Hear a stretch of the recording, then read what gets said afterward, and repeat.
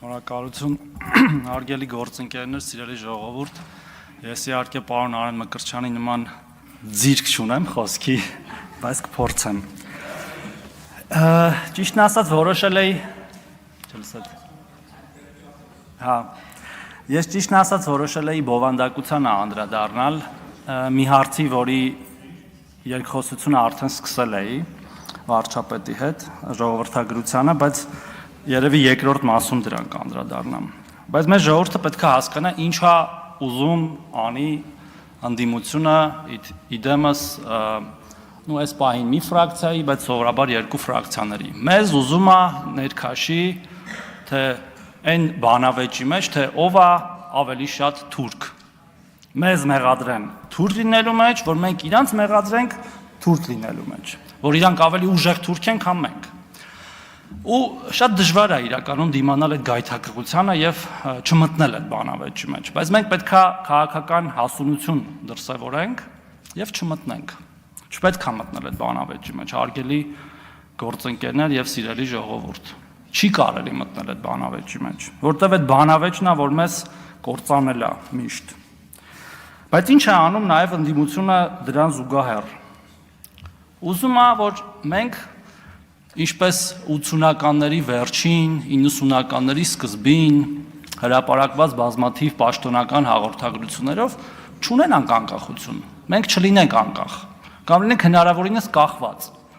Այս պահին իրանց կողմից նշված պետությունից, հետո միգուցե այլ պետություններից, ցանկեր է նշում տիկին Քրիստինե Վարդանյանը ստեղ չի, երևի պետք է համալրել այդ ցանկերը ռուսի շպիոնների, որտեղ ոնց որ ամբողջական չէր։ Իրանք նաև չեն ուզում, որ մենք ունենանք սահման, պետականության ամենակարևոր ատրիբուտներից մեկը, ու ասում է, որ մենք ենք վարչությունում որոշել Հայաստանի Հանրապետության սահմանը, չէ, տիկին Վարդանյան, մենք չենք որոշել ու չենք էլ ուզում որոշենք։ Հայաստանի Հանրապետության պետական սահմանը որոշվել է Հայաստանի Հանրապետությունը անկախանալիս, որին դուք դեմ եք եղել ու մինչև հիմա դեմ եք։ Հայաստանության սահմանը Հայաստանի սովետական սոցիալիստական հանրապետության սահմանն է վարչական, վերջակետ, այդ է Հայաստանի հանրապետության սահմանը, ուզեք, չուզեք, և մենք այո գնալու ենք, սահմանազատելու ենք այդ սահմանը մինչև վերջ, ոնց որ սկսել ենք, ինչպես իմ գործընկերները նշեցին, դա ամենալուրջ ձեռքբերումն ա եղել 2024 թվականի, և եթե դուք գնաք սովորական մեր քաղաքացիներին հարցնեք, սահմանազատման մասին, ինչպես ես ինքս հարյուրների հարցրել եմ, ստացել եմ շատ ճիշտ պատասխան, ասել է ոնց, բա մենք սահման չունենանք, բա մենք չունենանք սահման, ժողովուրդ ջան, չունենանք սահման, երևի չէ, դուք չեք ուզում, որ մենք ունենանք սահման, որ հեշտ լինի հետո այդ տարբեր պետությունների տակ մեզ պարկացնելը։ Ասում են բան, Արևմտյան Հայաստան, Սյունիք ենք կորցնելու, հա, որ դնենք մի հատ սովորական խրոնոմետրաժ անենք, ենթադրում եմ, տես կազմակերպություններ կան, չափենք, թե ով է ավելի շատ Ալիևի հայտարարությունները Հայաստանում մեջ բերել, կամ ԱԳՆ-ի, Ադրբեջանի պաշտոնական, կամ ինչ-որ ներկայացուցիչների, ես վստահ եմ, տասնապատիկ անգամ տարբերությամբ հաղթելու է Հայաստան դաշինքը և մեր ընդդիմությունը, և ով է հետևաբար տարածում Ալիևի նարատիվները Հայաստանում, ով է ուզում, որ Ալիևի ասածները տեղի ունենան Հայաստանում, ով է ուզում, որ Հայաստանում լինի միջանցք արտատարածքային, ով, պարզ այդ հարցի պատասխան, ով է ուզում, որ Սյունիքը կորի, ով որ խոսում է Սյունիքի կորուստի մասին, ով է ուզում, որ լինի Արևմտյան Ադրբեջան, ով որ խոսում է Արևմտյան Ադրբեջանի մասին, և մեր ժողովուրդը կարծում եմ շատ լավ գիտակցում է այս ամենը։ Այսքանով ավարտենք բանավեճը ու անդրադառնամ մի կարևոր բովանդակության, որից ավելի կարևոր բան չկա, հարգելի գործընկերներ, չկա պարզապես սրանից ավելի կարևոր բան, որտև այն դպրոցները, մանկապարտեզները, ճանապարհները, գործարանները, աշխատատեղերը, որ կառուցվում են, պետք է ունենան շահառուներ։ Մենք պետք է բոլորով գիտակցենք, որ մեր ամենահիմնական խնդիրը պետք է լինի Հայաստանի Հանրապետության ազգաբնակչության, մշտական բնակչության աճը։ Ես ուզում եմ մի ցավալի էլի վիճակագրություն բերել, արդեն այս տարվա, որ երեկ հրապարակվե։ Մենք հունվար-փետրվար ամիսներին էլի -500 ծնունդ ունենք, մենակ հունվար ու փետրվար ամիսներին, 494-ով պակաս, քան անցյալ տարվա հունվար եւ փետրվար ամիսներին, 23-ից 24 էլ 492-ով էր պակաս եղել, այսինքն -9%, մենք պետք է հասկանանք, որ սրանով պետք է լուրջ զբաղվել եւ ես կարծում եմ, որ այն ջանքերը, որ մինչեւ հիմա մենք գործադրել ենք, բավարար չեն, թեև խոսել ենք դրա մասին, որ ինչ որ դրական տենդենսներ կան, բայց լուծումները պետք է գտնվեն այդ թվում ինչ որ առաջնահերթություններ փոխելով մեր ծախսերի մեջ,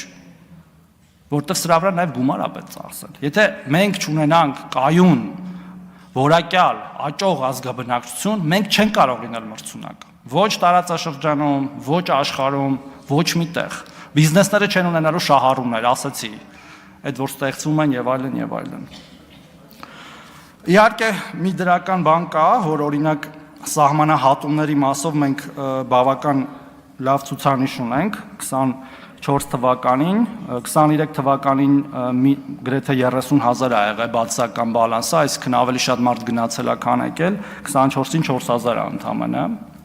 այդ առումով դրական է, բայց կարծում եմ, որ չի կարա մեզ սա բավարարի որևէ կերպ։ Եվ մենք պետք է մի քանի ուղղությամբ գործողություններ անենք։ Առաջինը ծնելիության խթանումն է միանշանակ։ Եվ մեր պտղաբերության ցուցանիշը 1-9-ից դարձնել 2.1, 2.2, 2.5, 3 ու սրա վրա ոչ մի ռեսուրս չպետք է խնայենք, հարգելի գործընկերներ։ Երկրորդը, որտեղ առաջինով չի լուծվելու հարցը, ինչքան է որ ցավալի լինի, որտեղ կա խնդիր մայրական կապիտալի։ Հիմա երեխա են ունենում կանայք, որոնք ծնվել են 20-25 տարի առաջ, եւ նաեւ էս պետք է հաշվի առնենք։ Հիմա երբ որ մենք քիչ ենք երեխա ունենում, մենք 20-25 տարի հետո ավելի քիչ ենք ունենալու։ Այդ ամեն ինչը փոխկապակցված է եւ շարունակական։ Մենք պետք է ինչքան էլ որ տարօրինակ թվա, ինչքան էլ որ մեր այսպես կոչված ազգային գաղափարների մեջ չտեղավորվի, մենք պետք է կազմակերպենք իմիգրացիա, ներգաղթ։ Այս հարցը կարելի լուծել նաև եւ առանց ներգաղթի հնարավոր չի լուծել։ Կազմակերպված ներգաղթ է մեզ պետք կազմակերպել։ Տասնյակ հազար մարդ, տասնյակ հազարավոր մարդկանց։ Չի լինելու առանց սրա, արգելի գործընկերներ։ Մենք պետք է նաև մեր մտքում այդ բանը փոխենք։ Մեխանիզմը, որ տենց մոնոէթնիկ, այլ ազգիներին շատ որպես տուրիստ սիրող, բայց երբ որ գալիս են մշտական մեր հետ ապրում են, այդքան էլ չսիրող ազգ ենք։ Մենք պետք է փոխվենք այդ առումը, որտեվ ուրիշ տարբերակ չկա գոյատևելու, այս իմ ասած իրավիճակը հաշվի առնելով։ Եվ այդ մարդկանց պետք է դարձնենք մեր Հայաստանի Հանրապետության լիիրավ սկզբից բնակիչներ, հետո քաղաքացիներ։ Ամեն ատրիբուտիկայով հայերեն պետք է սովորացնենք, երեխաները պետք է գնան հայկական դպրոց, սովորեն մեր բոլոր այն ինչ որ մենք ենք սովորում պատմություն, գրականություն, աշխարհագրություն եւ դրանով նատուրալիզացնենք այդ ընտանիքներին Հայաստանում, որտեղ երեխաներից ավելի լավ ճանապարհ ընտանիքներին ինտեգրելու որևէ երկիր պարզապես չկա։ Ես կոչ եմ անում, որ բոլորս ներկաներս ամեն մեկը իրա մասով կառավարությունը ամենակարևոր մարմին որպես այս ամեն ինչը իրականացնող այսօրվանից սկսած, երեկվանից սկսած, վաղվանից սկսած այս մասով գործողություններ անենք, որտեղ մենք խոսում ենք իհարկե շատ ավելի տարբեր թեմաների մասին, բայց եթե մենք այս հարցը չլուծենք, այդ մյուս թեմաները պարզապես անիմաստ են լինելու։ Ես իհարկե չեմ ուզում տխուր նոտայով ավարտել խոսքս, ավելի շատ ուզում էի տենց սթափեցնող լիներ խոսքս մեզ բոլորիս,